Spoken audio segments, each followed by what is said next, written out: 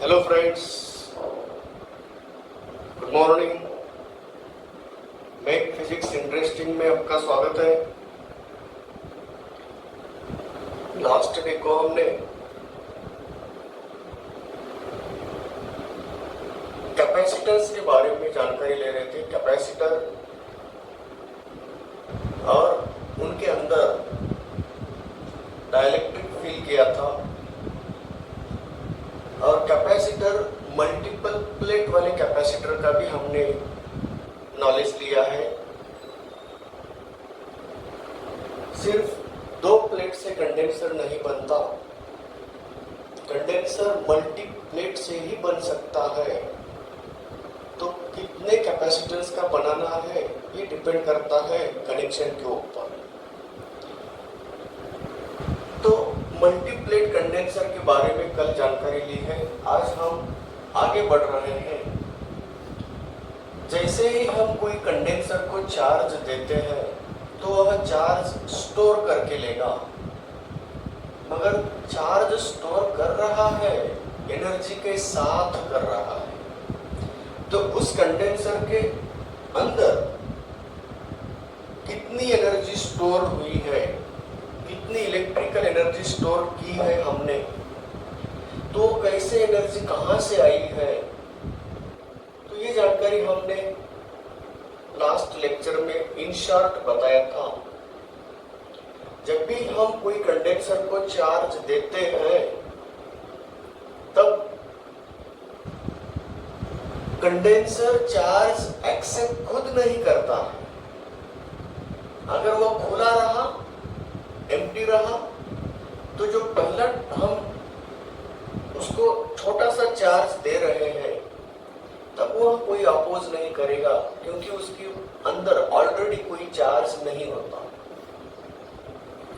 Empty होता है, मगर उसकी कैपेसिटी सी है।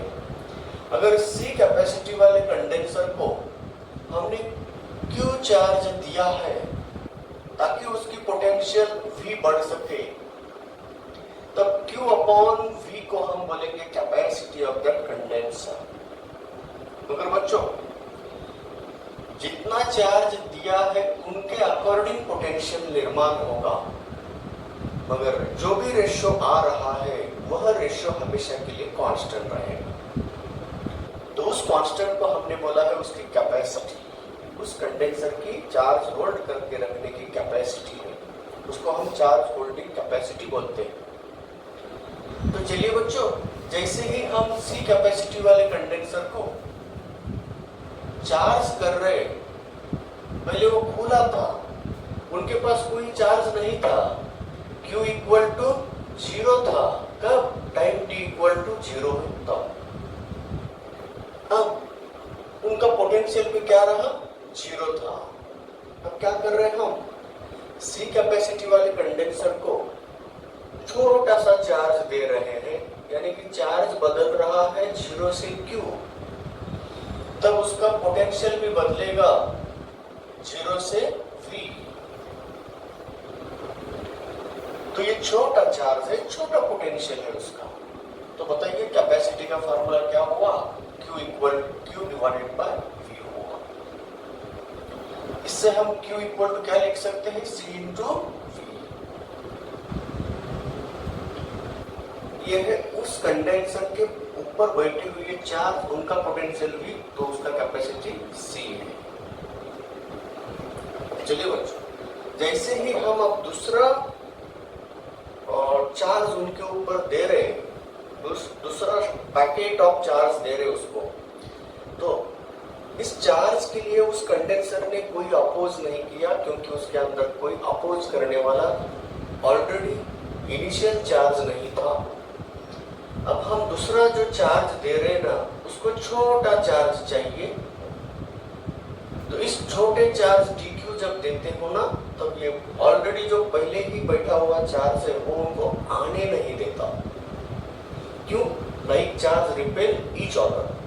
तो ये दोनों एक दूसरे को अपोज कर रहे हैं, दोनों एक दूसरे के ऊपर रिपल्सिव फोर्स एक्सर्ट करने की वजह से हमें कुछ एक्स्ट्रा एफर्ट्स लगते हैं, हमें कुछ एक्स्ट्रा वर्क करना पड़ता है, उसके रिपल्सिव फोर्स के अगेंस्ट जाके, तब जाके हमें उन चार्ज dq को उसके ऊपर रख सकते हैं। इसीलिए बच्चों, अगर हम q चार्ज dq चार्ज को हम v पोटेंशियल की जगह पे लेके जा रहे हैं तो कितना एनर्जी लगेगा, तो हमें फार्मूला है। जब भी किसी भी पॉइंट का अगर पोटेंशियल चाहिए है, मालूम है हमें, और उस पोटेंशियल के पॉइंट पे अगर हम q चार्ज लेके जा रहे हैं तो वहां वर्क डन या electric potential energy U equal to बनता है Q into V। Q charge को V पोटेंशियल पॉइंट पे लेके जाने के लिए किया हुआ वर्क हम उसे बोलते हैं Q इंटू V। अब बताइए बच्चों, हम किसको लेके जा रहे हैं? dq चार्ज को लेके जा रहे हैं। कहाँ लेके जा रहे हैं? जहां उस कंडेंसर का कैपेसिटी भी है वहां लेके जा रहे हैं। तो हमें कुछ वर्क करना पड़ता है। तो कितना वर्क करना पड़ेगा? तो Q जो भी चार्ज लेके जा रहे हैं ना, वह चार्ज dq इंटू वहां का पोटेंशियल V। तो आप बताइए, work done to bring the charge dq at potential V is given by dw equal to v into dq। तो इतने पोटेंशियल को dq चार्ज देने के लिए किया हुआ वर्क है dw equal to v into dq। Now we can substitute the value v equal to q divided by c। तो ये इस v की वैल्यू अगर रखना चाहते हैं q divided by c, तो क्या बन गया? dw equal to q dq divided by c। ये कैपेसिटी है उस कंडेंसर की, समझ गए? अब चलिए बच्चों, ऐसा dq चार्ज देते देते dq से चार्जिंग कर रहे हैं, उसका पेट dq से भर रहा है। एक वक्त ऐसा आएगा उसका पेट पूरा भर जाएगा। तो dq चार्ज देने के लिए अगर dw काम करना पड़ रहा है एक्सटर्नल एजेंट को, एक्सटर्नल एजेंसी को, जैसे कि हम उसको चार्ज दे रहे हैं तो हम उसके ऊपर वर्क कर रहे हैं। तो dq चार्ज देने के लिए dw काम करना पड़ रहा है, फिर dq देने के लिए dw काम करना पड़ेगा, फिर dq देने के लिए dw काम करना पड़ेगा। dq से चार्ज भर रहे हैं, बूंद बूंद से हम सागर बना रहे हैं। उसी तरह dq चार्ज देके हम चार्ज कर रहे कंडेंसर को। वर्क थोड़ा थोड़ा सा वर्क हो रहा है, dw वर्क होते होते एक वक्त ऐसा आएगा कि वह चार्ज फुल चार्जड हो जाएगा, वो कंडेंसर। जैसे ही वो कंडेंसर चार्जड हुआ, तब हमने किया हुआ वर्क वेस्ट गया क्या? नहीं। जितना भी काम हमने किया है वह उसके अंदर स्टोर हुआ है। The work stored form of work done called as electric potential energy. तो चलिए बच्चों, टोटल किया हुआ वर्क निकालना है तो हमें उसको इंटीग्रेट करना होगा। जैसे ही हमने इंटीग्रेट करने का प्रयास करना है तो वहां पे dw की वैल्यू रखते हैं। कैपेसिटी बदलेगी नहीं, चाहे तुम चार्ज कितना क्यों ना दो, छोटा क्यों ना दो, बड़ा क्यों ना दो, कैपेसिटी बदलती नहीं है। हमने कल ही एग्जांपल बोला, आपकी पेट की कैपेसिटी 2 रोटियां खाने की है। अगर आज कुछ कारण वजह हमें आधी रोटी मिली तो हमारी कैपेसिटी कम नहीं होती है। पेट में 2 रोटियां बैठ सकती है, पेट की कैपेसिटी 2 रोटियां बैठाने की है। तो अगर हमने कुछ कारणों वजह से अगर हमने 2 वो रोटियां नहीं खाना मिला तो हमें 1 रोटी से समाधान पाए, मगर कैपेसिटी तो उतनी ही होती है। उसी तरह यह कैपेसिटी C है। अब बताइए, q dq को इंटीग्रेट कर रहे हैं तो चार्जिंग कहां से कहां की? 0 टू कैपिटल Q से चार्ज कर रहे हैं, एक बार फुल चार्ज कर रहे हैं हम। तो चलिए बच्चों, टोटल वर्क डन निकालने के लिए हम इंटीग्रेशन नाम की प्रोसेस यूज कर रहे हैं। And this work done equal to q dq का इंटीग्रेशन आता है q स्क्वायर डिवाइडेड बाय 2, तो q square divided bye 2c। और इंटीग्रेशन का रूल है अपर लिमिट लोअर लिमिट रखने का। तो this work is equal to half of q square divided by c। ये कैपेसिटी ऑफ द कंडेंसर का formula C है। और इसी तरह हमने work done to full charge the condenser with charges Q having capacity C capacity वाले condenser को full charge करने के लिए हमने इतना वर्क किया है। फुल चार्ज बोले तो कितने चार्ज दिए हमने? कैपिटल Q चार्ज दिए हैं। कैपिटल कैपिटल क्यू चार्ज दिए तो उसका कैपेसिटी सी था, तब कितना काम करना पड़ा, इतना काम. This much amount of work done by the external agency is stored in the form of electric potential energy, and the electric potential energy stored in the condenser is given by U equal to half Q square divided by C. तो ये रहा बच्चों electric energy का stored in the condenser का formula रहा. चलिए बच्चों ये बेसिक फार्मूला हमने पाया है.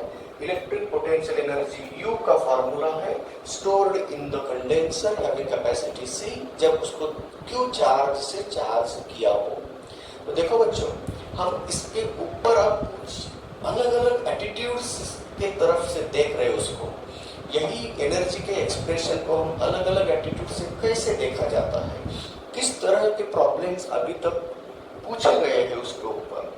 एग्जाम्स में जब सीधा क्वेश्चन पूछना है, लो लेवल का क्वेश्चन पूछना है, तो हम डायरेक्टली सीधे बेसिक फार्मूले के ऊपर क्वेश्चन कर सकते हैं. मगर पूछने वाला सभी क्वेश्चन वैसे नहीं पूछता है, तो कुछ क्वेश्चंस ऐसे बनाता है तो लॉजिकल बनाता है, कॉमन सेंस से बनाता है. देखिए बच्चों आपको इस मूल फॉर्म को, मेन फॉर्म को हमें अलग अलग फॉर्म से बताना है. अगर आपके पास चार्ज दिया है और कैपेसिटी पता है तो इलेक्ट्रिक पोटेंशियल एनर्जी पूछा तो हम क्या बोलेंगे, इस फॉर्मूले से निकालेंगे. अगर आपके पास पोटेंशियल डिफरेंस दिया है, हमने उस कंडेंसर को V पोटेंशियल डिफरेंस तक चार्ज किया है, तो हमारे पास V पता है और उस कंडेंसर का कैपेसिटी दिया हो, तो आपके पास जैसे डाटा है वैसे फार्मूला बनाना होगा. तो चलिए बच्चों आपके पास अगर डाटा पोटेंशियल डिफरेंस V का है और कैपेसिटी का है, तब हम क्या करेंगे, इस कैपेसिटी की जगह पे Q अपॉन V रख देंगे. नहीं तो इस चार्ज की जगह पे C इंटू V रख देंगे. तो चलिए बच्चों अब इस मूल मेन फॉर्म को अलग अलग फॉर्म से में लाना चाहते हैं. तो पुट हमें क्या चाहिए, एनर्जी का एक्सप्रेशन पोटेंशियल एंड कैपेसिटी के फॉर्म में चाहिए. तो कौन नको है, हमें Q नको है. तो Q की वैल्यू कैसे रखेंगे हम, Q equal to C into V है, तो रख दो इसमें. तो एनर्जी का एक्सप्रेशन आ रहा है half C into V square. ये कैपेसिटी है, ये तीसरा सेकेंड फॉर्म हो गया, ये मेन फॉर्म हो गया, ये सेकेंड फॉर्म आ गया. इसी तरह बच्चों जैसे ही हमें इस तरह का डाटा अवेलेबल है उसके अकॉर्डिंग हमें फॉर्मूले बनाना चाहिए. तो ये फॉर्मूला आया, energy stored in the condenser after C capacity वाला कंडेंसर V पोटेंशियल तक हमने चार्ज किया, तो Q चार्ज तक चार्ज किया तो ये फार्मूला, V पोटेंशियल तक चार्ज किया तो ये फार्मूला.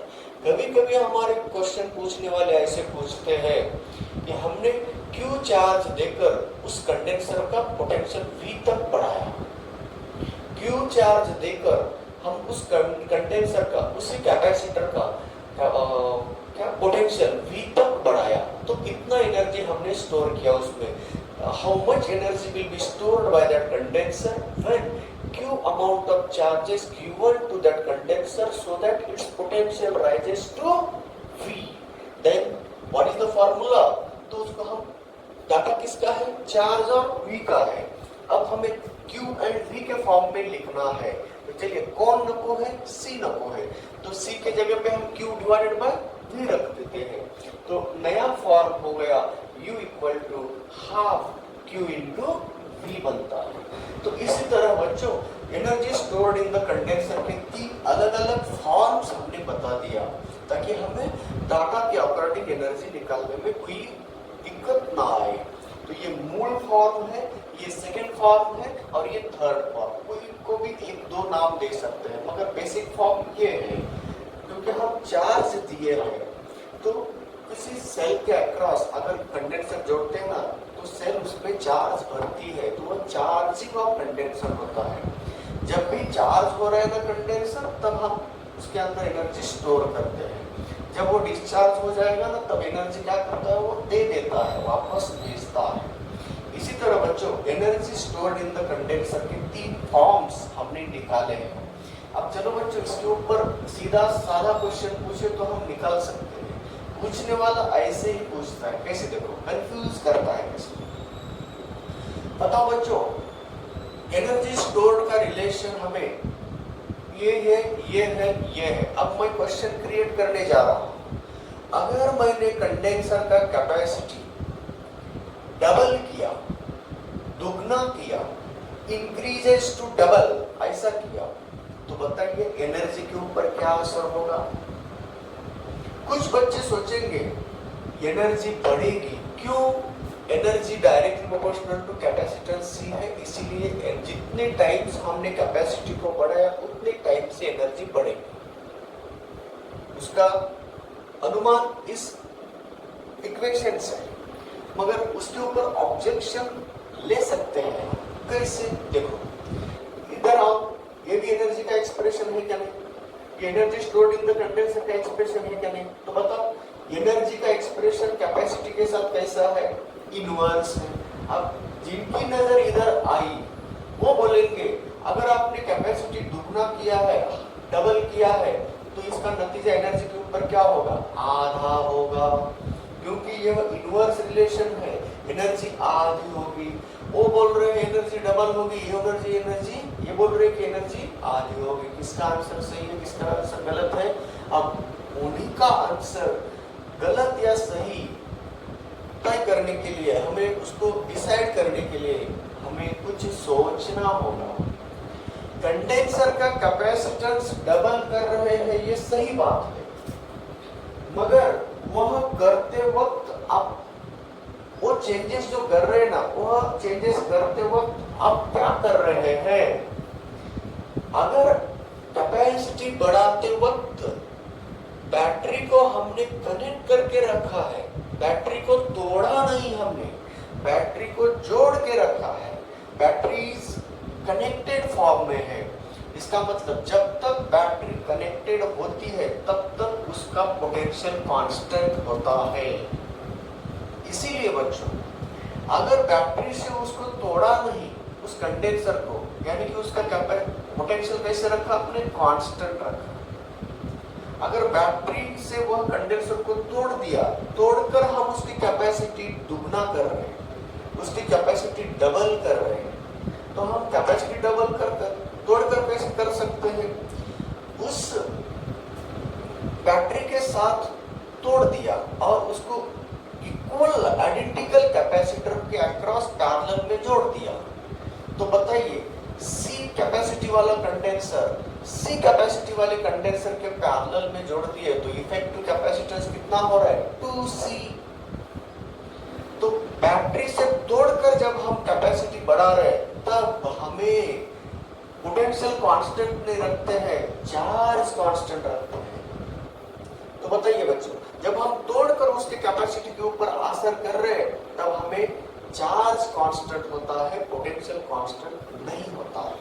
और दूसरा सवाल ऐसा है, अगर हमने बैटरी के साथ उसको जोड़ के रखा है, मगर क्या कर रहे हैं? उस कंडेंसर के प्लेट के बीच का डिस्टेंस जो है ना, वो हाफ कर रहे हैं। अब बताओ, दो पैरेलल प्लेट के कंडेंसर के डिस्टेंस अगर हाफ कर रहे हैं, इसका मतलब उसकी कैपेसिटी कितनी हो रही है? डबल हो रही है। क्यों? Capacity of the parallel plate condenser का फार्मूला है A epsilon not divide by D। अगर इसको आधा किया तो कैपेसिटी कितनी हो रही है? डबल हो रही है। मगर बैटरी जोड़ के रखकर ऐसा कर रहे हो, इसका मतलब बैटरी जब तक तोड़े नहीं तब तक V कांस्टेंट होता है, और जब बैटरी से तोड़कर हम चेंजेस कर रहे हैं, इसका मतलब चार्ज को कांस्टेंट रखा है। अब बताओ बच्चों, किसी भी मैथमेटिकल रिलेशन में हमने पढ़ा है, रिलेशंस एंड फंक्शंस ऐसा बोल के मैथमेटिक्स का एक टॉपिक है।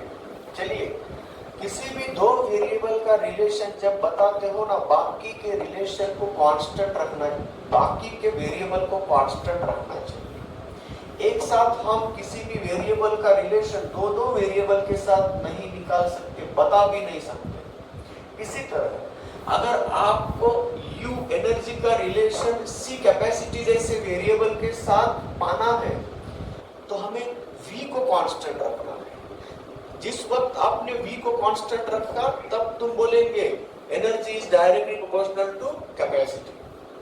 अगर उस प्रोसेस में हमने चार्ज को कांस्टेंट रखा तब बोलेंगे energy is inversely proportional to capacity of that condenser. बताओ बच्चों, मतलब दोनों नजर से जब देखेंगे तो अलग अलग नजर से रिलेशन पा रहे हैं, मगर बच्चों ये देखते वक्त हमें कुछ कॉमन सेंस यूज करना है। ये चेंज करने के लिए बैटरी तोड़ा है या नहीं तोड़ा है वो देखो। अगर बैटरी से उसको तोड़ दिया है इसका मतलब है पोटेंशियल बदला है उन्होंने। तो ये रिलेशन हम बैटरी जब तक है कनेक्टेड तब तक इसको यूज कर सकते हैं। अगर बैटरी तोड़ दिया है तब इस रिलेशन से हम बोलते हैं। अब बताओ बच्चों, अगर मैंने कैपेसिटी डबल की बैटरी जोड़ के रखकर तो एनर्जी क्या होगी? डबल होगी। तो बैटरी को तोड़ा नहीं है यानी कि V कैसी है? कांस्टेंट है। तब हम ये रिलेशन बता सकते हैं। अगर बैटरी से तोड़कर हम कैपेसिटी डबल कर रहे हैं तो हम क्या बोलेंगे? एनर्जी क्या हो रही है? हाफ हो रही है। तो इसी तरह बच्चों effect on the energy due to change in capacity of the condenser. तो ये डिपेंड होता है। रिलेशन निकालने के लिए हमें दूसरे की तरफ देखना चाहिए। जो बचा हुआ वेरिएबल है उसको हम कांस्टेंट रखने में सफल हो रहे हैं या नहीं हो रहे हैं, उसको कांस्टेंट रखते हैं या नहीं रखते हैं, उसके ऊपर से हम रिलेशन बता सकते हैं। तो चलिए बच्चों, एनर्जी निकालने के लिए ऐसे भी क्वेश्चंस पूछे गए हैं कि अगर कैपेसिटी डबल की कैपेसिटी आधी की तो एनर्जी स्टोर के ऊपर क्या असर होता है, तो किस रिलेशन से कैसे बताना ये डिसाइड होता है कि उस प्रोसेस में हम इसको कांस्टेंट रखते हैं। दो वेरिएबल का रिलेशन बताते वक्त अगर तीसरा वेरिएबल रिमेनिंग वेरिएबल कांस्टेंट रहे तभी हम उसका रिलेशन बता सकते हैं। अब चलिए बच्चों, अब यहाँ जैसे मैंने कैपेसिटी के साथ के दो रिलेशन बता दिया, डायरेक्ट रिलेशन कब कहेंगे? P कांस्टेंट रखने के बाद। इनवर्स रिलेशन कब कहेंगे? Q कांस्टेंट रखने के बाद। जिस तरह हमने कैपेसिटी और U का रिलेशन बता दिया उसी तरह आप एनर्जी का रिलेशन चार्ज के साथ भी बोल सकते हो। देखिए बच्चों, energy directly proportional to charge है, मगर यहाँ energy directly proportional to square of charge है। अब बताइए कौन सा रिलेशन कब यूज कर सकते हैं? इसी तरह जब पोटेंशियल कांस्टेंट रखा है तब हम बोलेंगे डायरेक्टली प्रोपोर्शनल टू चार्ज वाला रिलेशन यूज करते हैं। अगर उस प्रोसेस में कैपेसिटी को कांस्टेंट रखा है तब हम बोलेंगे energy directly proportional to charge square बोलेंगे। ऐसे तो चलिए, अगर U का रिलेशन V के साथ पाना है तो U का रिलेशन V के साथ स्क्वायर भी आता है और सिंपली V के साथ डायरेक्ट रिलेशन आता है। तो ये कब कैसे डिसाइड करना है? उस प्रोसेस में अगर कैपेसिटी को कांस्टेंट रखे तो energy directly proportional to square of the potential आता है, और जिस उस प्रोसेस में अगर चार्ज को कांस्टेंट रखा है तब energy directly proportional to potential मानेंगे। तो ये रहा बच्चों energy stored in the condenser के ऊपर अलग अलग एटीट्यूड से पूछे गए क्वेश्चन का आंसर किस तरह से देना है उनके बारे में हम जानकारी दे रहे हैं आपको। तो चलिए, अब हमारा एक पार्ट पूरा हो गया। Energy stored in the condenser का बेसिक एक्सप्रेशन निकाला, उसके अनदर दो फॉर्म्स हमने स्टेट किया और बाद में चर्चा की कि किस तरह क्वेश्चन आया, कैपेसिटी को बदला तो एनर्जी के पास कैसा चेंजेस होता है, ये चीज हमने बता दिया। अब वक्त आया है इसके ऊपर हमें प्रॉब्लम्स सॉल्व करने का और डिफिकल्ट प्रॉब्लम लेने का है।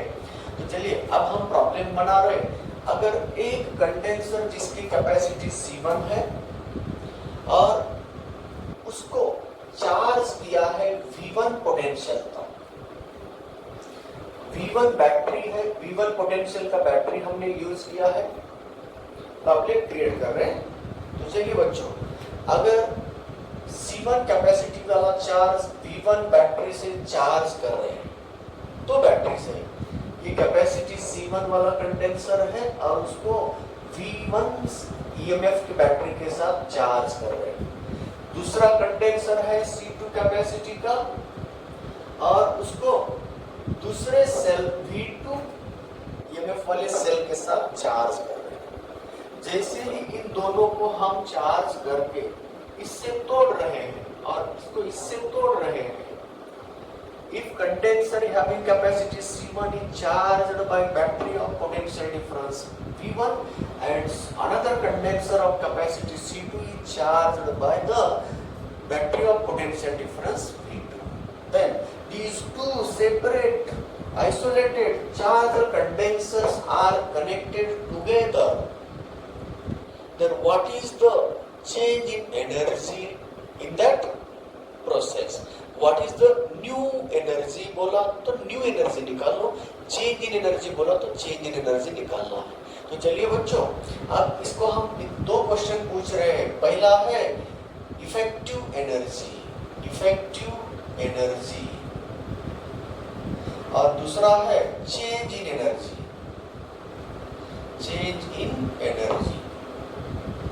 क्या कर रहे हैं हम? एक कंडेंसर को V1 पोटेंशियल तक चार्ज कर रहे हैं, दूसरे कंडेंसर को V2 पोटेंशियल तक चार्ज कर रहे हैं। हमारे पास नॉन वैल्यू 4 है, 1 से C1 है, V1 है, C2 है, V2 है। अब हम इन दोनों को एक सेल से तोड़ रहे हैं, बैटरी से तोड़ रहे हैं और एक दूसरे को जोड़ रहे हैं। अब बताना चाहते हैं कि what is the effective energy. अब नई एनर्जी क्या होगी और एनर्जी कितने से बदली होगी। चेंज इन एनर्जी का एक्सप्रेशन निकालना है, नई एनर्जी का एक्सप्रेशन निकालना है। तो इनिशियल एनर्जी निकालेंगे, इनिशियल एनर्जी और ये फाइनल एनर्जी है, तो दोनों का डिफरेंस बोले तो क्या आएगा? चेंज इन एनर्जी रहेगा। तो चलिए बच्चों, अब हम निकालने जा रहे हैं एक्सप्रेशन फॉर न्यू एनर्जी। तो बताइए इनिशियल एनर्जी कितनी है? तो UI बोलेंगे हम। UI कनेक्शन तोड़कर जोड़ने से पहले हम चार्ज किए हुए एनर्जी को हम UI बोलेंगे। इनिशियल एनर्जी कितनी है? Half C1 V1 square plus half C2 V2 square. Half को कॉमन निकालो, half C1 V1 square plus C2 V2 square. ये रहा expression for energy, initial energy stored in the both condensers together. Okay. अब जैसे ही हम इन दोनों को connect कर रहे हैं, एक दूसरे के साथ जोड़ रहे हैं, कोई बैटरी नहीं है। अब ये C1 कैपेसिटी वाला कंडेंसर है, ये C2 कैपेसिटी वाला कंडेंसर है। देखिए बच्चों, अगर आपको ऐसा कुछ नहीं कहा गया, कैसा? इनके जब देखो ना, इसके इस प्लेट के ऊपर पॉजिटिव चार्ज आते हैं, इस प्लेट के ऊपर नेगेटिव चार्ज आते हैं, इस प्लेट के ऊपर पॉजिटिव चार्ज आते हैं, इस प्लेट के ऊपर नेगेटिव चार्ज आते हैं। तो अगर कुछ भी नहीं कहा गया तो हम अलग तरीके से सोचे मत। अगर कुछ कहा, कैसे कहते हैं? देखो, यहाँ प्लस Q1 चार्ज है, यहाँ माइनस Q1 चार्ज है, यहाँ प्लस Q2 चार्ज है, यहाँ माइनस Q2 चार्ज है। इसको कनेक्शन देते वक्त अगर ऐसा कहा, लाइक टर्मिनल्स टुगेदर से हमने जोड़ दिया। लाइक टर्मिनल्स बोले तो इनका प्लस Q1 इनके प्लस Q2 के साथ जोड़ दिया। यहाँ माइनस Q1 तो यहाँ माइनस Q2, इसे बोलते हैं like terminals together.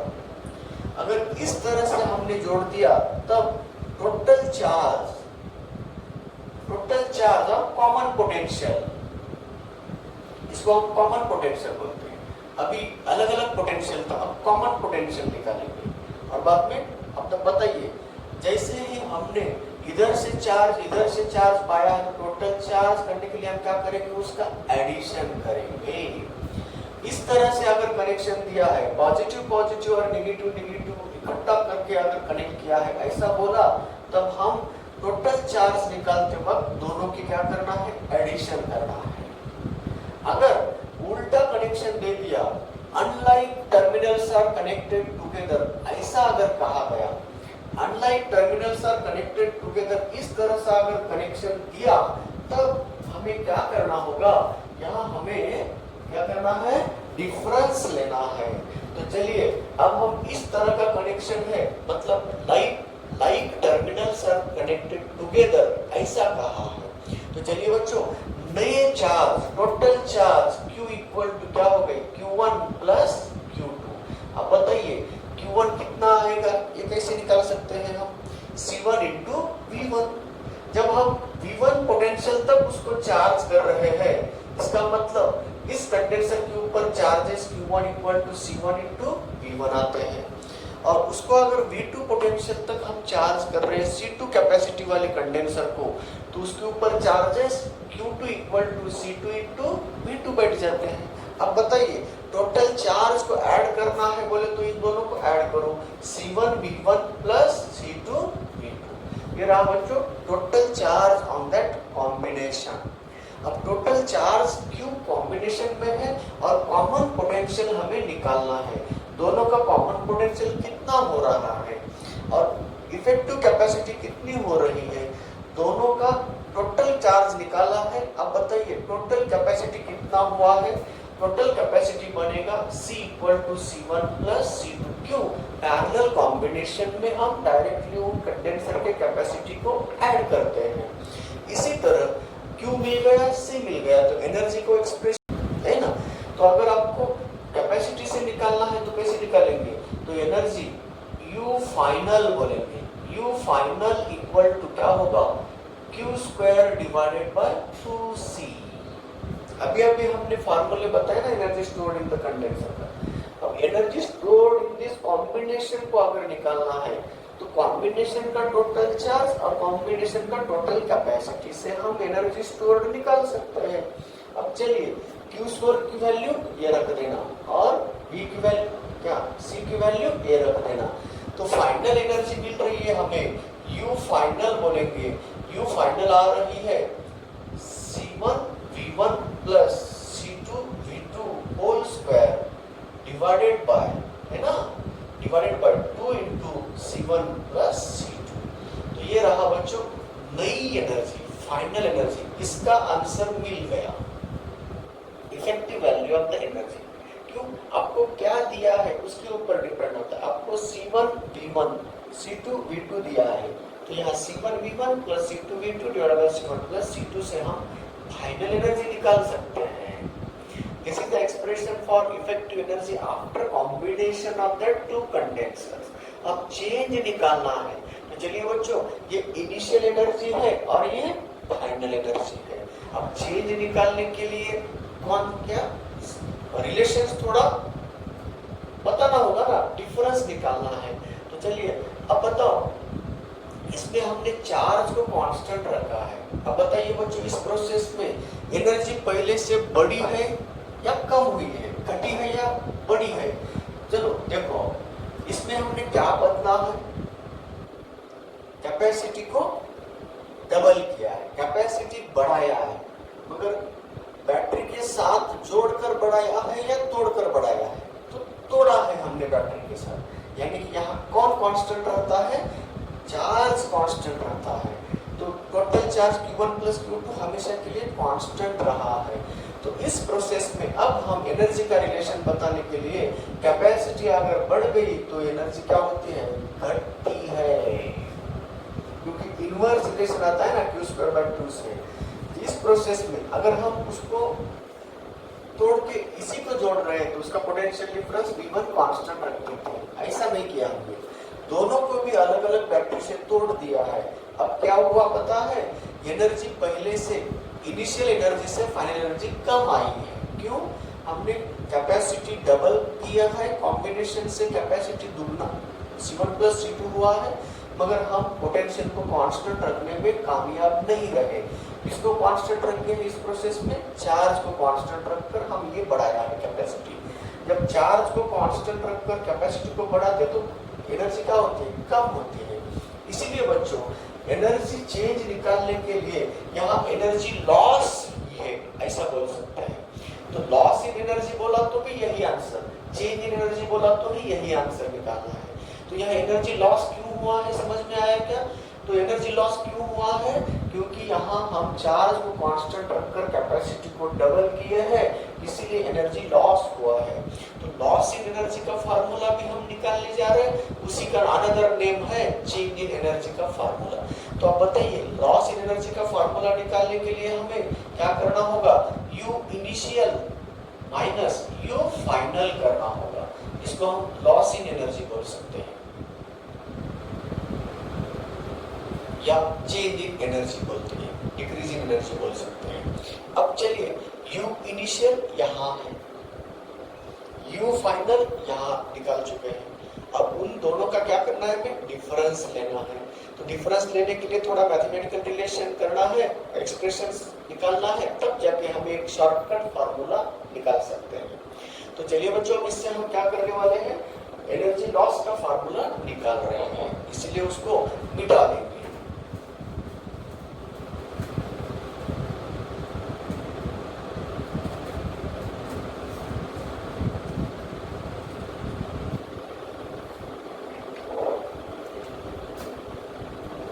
Delta U बोलूंगा मैं, delta U equal to half C1V1 square plus half C2V2 square, चलिए माइनस ये देखो हाफ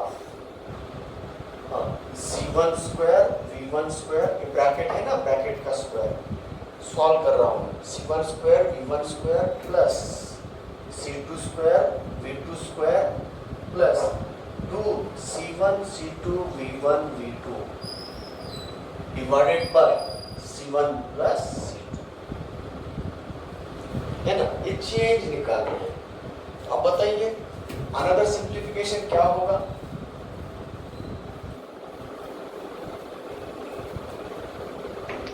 चलो इसका न्यूमरेटर डिनोमिनेटर में कुछ नहीं है, एक मान रहे 1/2 को कॉमन निकाल दिया। अंदर क्या हो रहा है?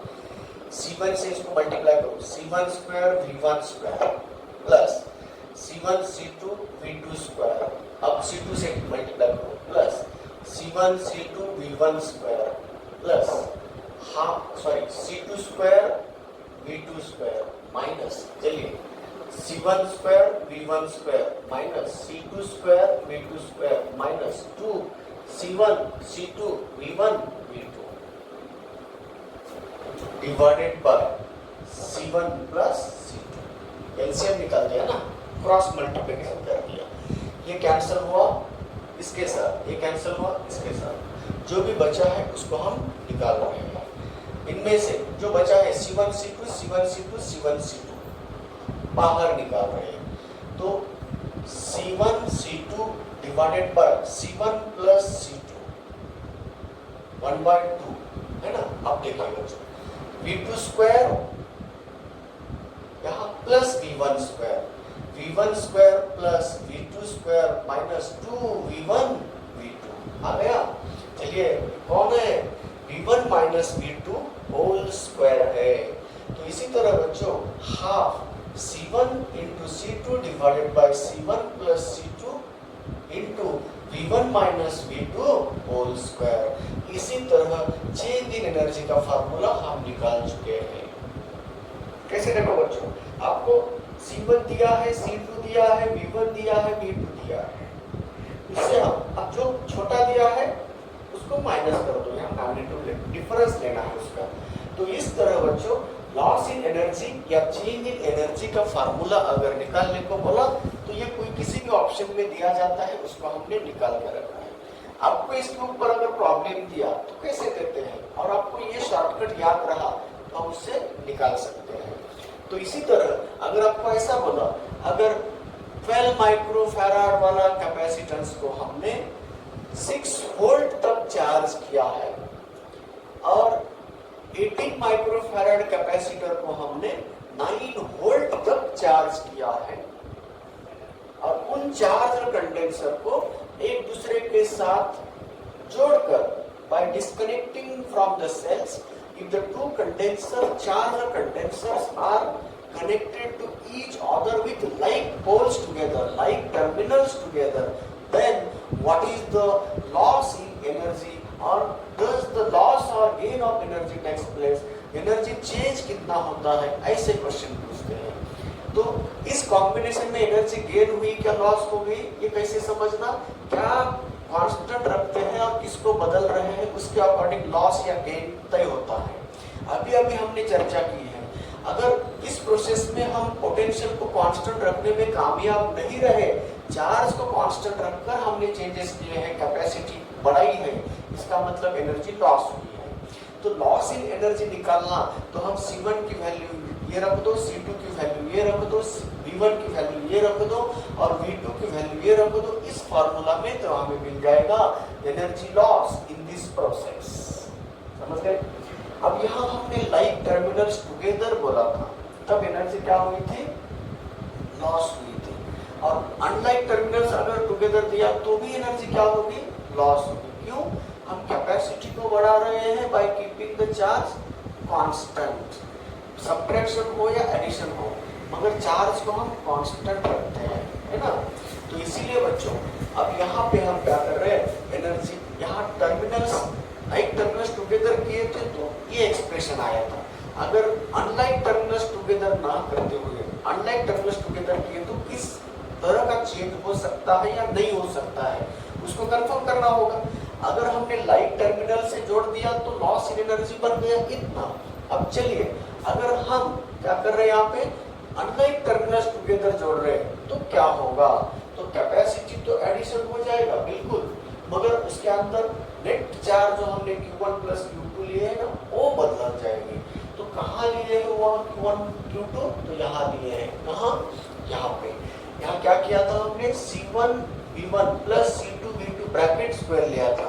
अब यहाँ उन दोनों का सब्ट्रैक्शन आएगा, यहाँ क्या होगा, सिर्फ माइनस हो जाएगा, सिर्फ इस माइनस की जगह पे प्लस की जगह पे माइनस आ रहा है, तो ये सिर्फ इतना ही चेंज होगा। आप देखो बच्चों, अगर ये बदल रहा है तो ये क्या हो जाएगा, प्लस, ये क्या हो जाएगा, प्लस, तो ये क्या होगा, प्लस, इतना ही चेंज है।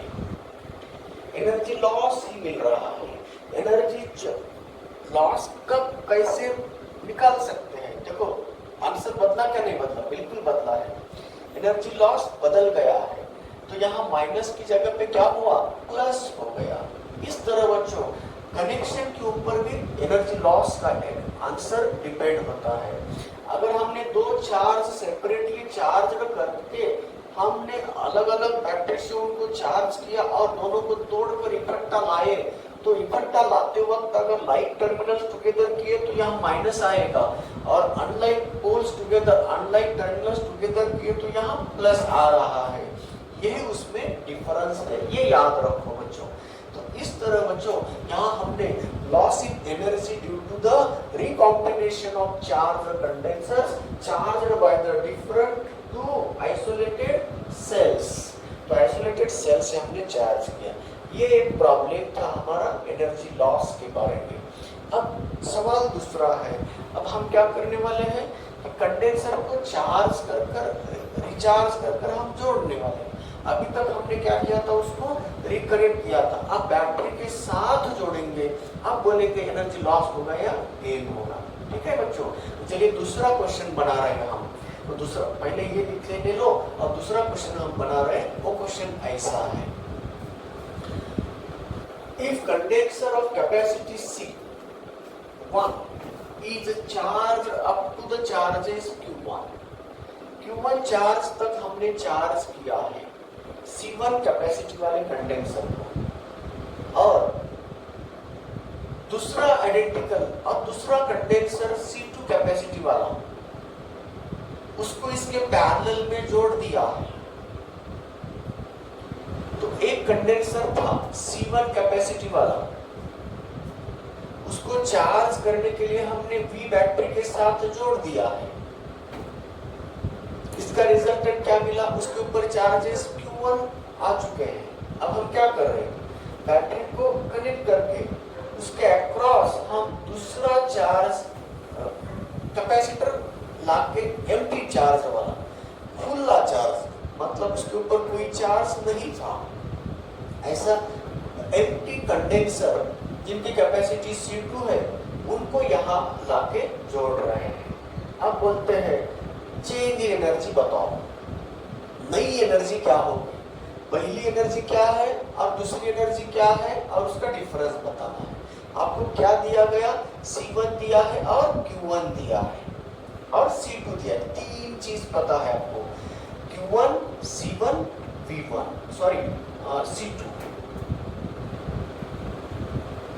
हमने एक कंडेंसर C1 कैपेसिटी वाले कंडेंसर को Q1 चार्ज तक चार्ज किया है और दूसरा कंडेंसर एम्प्टी चार्ज वाला कंडेंसर उनके अक्रॉस जोड़ दिया है।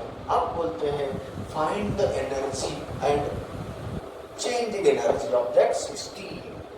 अब 16 बन गया ना, पहली वाली एनर्जी एक कंडेंसर की एनर्जी थी। तो चलिए बच्चों ये एक्सप्रेशन निकालना है, change in energy of the condenser having capacity C1 charged to the charges Q1 when another condenser, empty condenser of capacity C2 is connected across that condenser by keeping the cell battery connecting। Battery को connect करते हुए हमने battery को कोई तोड़ा नहीं है, तो अब इसमें पोटेंशियल को हमने क्या रखा है, कांस्टेंट रखा है। तो इसमें हम एनर्जी का एक्सप्रेशन बताएंगे और चेंज इन एनर्जी का भी एक्सप्रेशन। बताओ बच्चों हमने चेंज किसमें किया है, ये भी बहुत इंपॉर्टेंट है। बैटरी को हमने तोड़ा नहीं, मतलब पोटेंशियल को हमने कांस्टेंट रखा है। क्या बदला है, हमने सिर्फ कैपेसिटी बदली है। तो कैपेसिटी कितनी की है, C1 प्लस C2 किया है। तो चलिए अगर हमने दो कंडेंसर्स पाया है तो नई का पहली UI निकाल रहे हैं हम। इनिशियल एनर्जी कितना है, Q1 स्क्वायर अपॉन 2C1 है। डाटा कौन सा है उसके अकॉर्डिंग एक्सप्रेशन निकालना होगा। डाटा है चार्ज Q1 कैपेसिटी C1 के फॉर्म में। तो इनिशियल एनर्जी लिखा हमने UI equal to Q1 square upon 2C1। अब नई एनर्जी कितनी हुई है, तो U फाइनल अब इस प्रोसेस में हमने इसको कांस्टेंट रखा है V को, तो C क्या U equal to half CV square, इसको यूज करेंगे हम। V को कांस्टेंट रखा है बोले तो कैपेसिटी के अकॉर्डिंग एनर्जी बदलेगी। तो बताइए कैपेसिटी कितना हुआ है, half C1 plus C2 into V square है ना। अब बताओ बच्चों V कैसे निकालेंगे, V पहले से V इक्वल टू क्या है, Q1 अपॉन C1 है, इसमें रख दो। Since V equal to Q1 upon C1 इसमें रख दो, तो फाइनल एनर्जी आ रही है C1 plus C2 into Q1 square upon C1 square है ना। तो ये रहा फाइनल एनर्जी का एक्सप्रेशन। तो what is the final energy, ऐसा अगर क्वेश्चन कहा तो हम ऐसे लिख सकते हैं, half Q1 square upon C1 into C1 plus C2।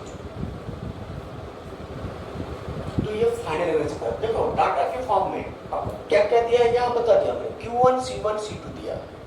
तो फाइनल एनर्जी निकालने के लिए इसको यूज कर सकते हैं। अब इतना ही नहीं, हमें चेंज निकालना है। बताइए बच्चों यहाँ लॉस हुआ या गेन हुआ, ये बहुत इंपॉर्टेंट है। अब बताओ इसमें किसको कांस्टेंट रखा है, V को कांस्टेंट रखा है। कैपेसिटी को बढ़ाया क्या नहीं बढ़ाया, बढ़ाया है, तो एनर्जी बढ़ गई है। इसका मतलब यहाँ गेन ऑफ एनर्जी हुआ है।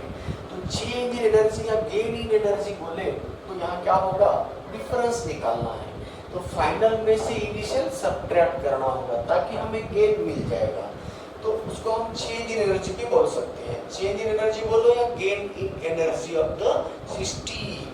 तो बताइए डेल्टा U बोले तो हम फाइनल में से इनिशियल को माइनस कर रहे हैं, तो U final minus U initial.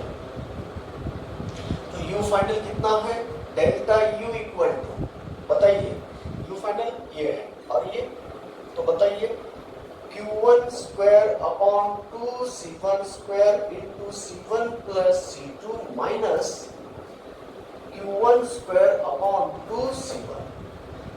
दोनों में से कॉमन क्या निकलता है उसको निकाल दो। Q1 square upon 2 C1 common निकला, बचा कौन अब, C1 plus C2 upon C1 minus 1। चलिए बच्चों अब इस C1 को यहां लेके जाओ, क्या हुआ, Q1 स्क्वायर अपॉन C1, बोलो C1 C1 का कैंसिल होगा ना, तो क्या हो गया C2 अपॉन C1, तो आ गया Q1 square C2 divided bye 2C1 square. तो ये रहा बच्चों gain in energy of the system. तो इसमें सिस्टम का एनर्जी बढ़ गया, तो कितने वैल्यू से बढ़ गया, आपको दिए हैं 3 value C1 C2 Q1, Q1 C2 C1। तो इस तरह बच्चों हमें क्या करना है, एनर्जी लॉस कैसे निकालना है। तो फाइनल एनर्जी यहाँ निकाला था हमने, उससे इनिशियल एनर्जी को हमने क्या कर दिया, रिमूव कर दिया। अब बताओ इसमें अगर थोड़ा सा बदलाव करना चाहता हूँ तो बदल सकता हूँ, कैसे। देखो बच्चों मैंने यहाँ खुला कैपेसिटी वाला चार्ज लेके आया था, अब अगर मैंने वह भी चार्ज वाला है, उनके ऊपर चार्ज कितने रहते हैं C2 इंटू V2 रहते हैं, उसको चार्ज Q2 अगर दिया, Q2 पता होता है ना, तो यहाँ अब हम क्या करेंगे, एक ऐड हो जाएगा ना, यहाँ Q1 है Q2 है C1 है C2, ऐसे 4 वेरिएबल में इक्वेशन आएगा। तो फार्मूला बनाना कैसे, ये इंपॉर्टेंट है। ऐसे फार्मूले का वर्क करने के लिए इजी है क्या, हम उसको रीड कर सकते हैं कैसे फार्मूले को, नहीं, बनाने का स्किल डेवलप करना है। इसी तरह किस तरह का फार्मूला बन सकता है डिपेंड करता है कि डाटा में कौन कौन है। अगर डाटा में ये तीनों है तो ये फार्मूला बन गया, डाटा में अगर Q2 भी है तब फार्मूला अलग बनेगा।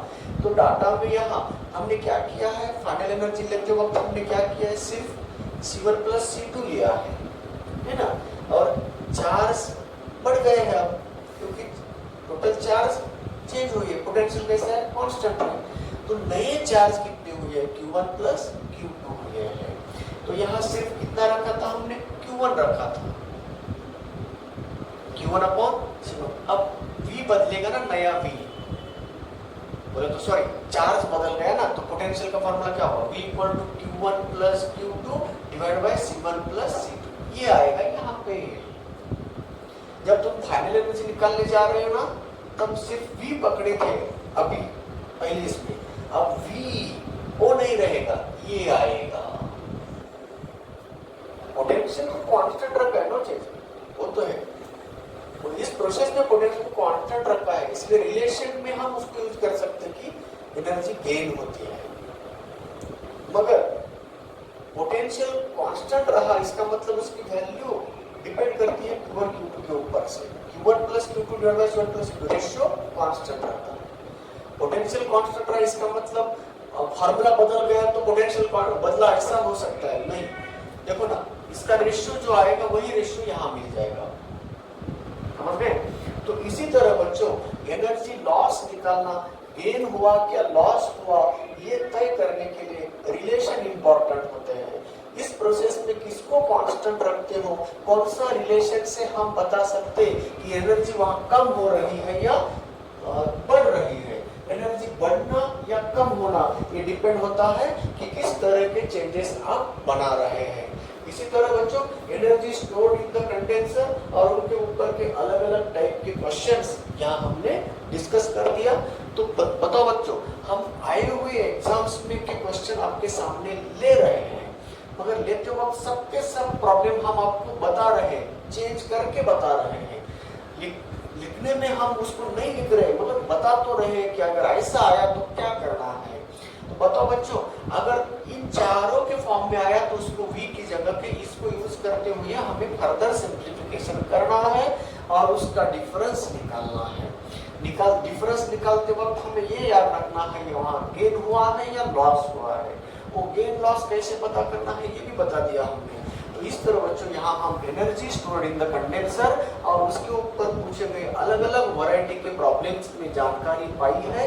अब यहाँ हम रुकेंगे और दोबारा कल लौट के आएंगे अगला कंसेप्ट लेके। तब तक के लिए थैंक यू, बाय बाय।